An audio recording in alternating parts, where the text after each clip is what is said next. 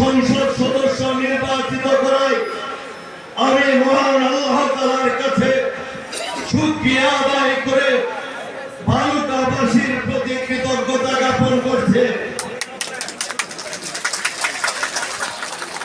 প্রিয় সাথী ভাইরা, আমি পূর্বেও বলেছি এই ভালুকা অত্যন্ত সৌভাগ্যবানদের একটি জন্মভূমি। সেই সৌভাগ্যবানদের মধ্যে আমি সর্বশ্রেষ্ঠ সৌভাগ্যবান।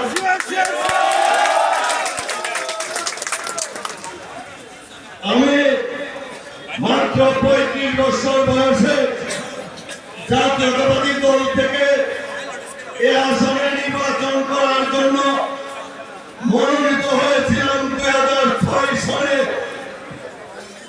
সেদিন ষড়যন্ত্রমূলক ভাবে অনির্বাচন সেই নির্বাচনটি সুসম্পন্ন হতে পারে নাই।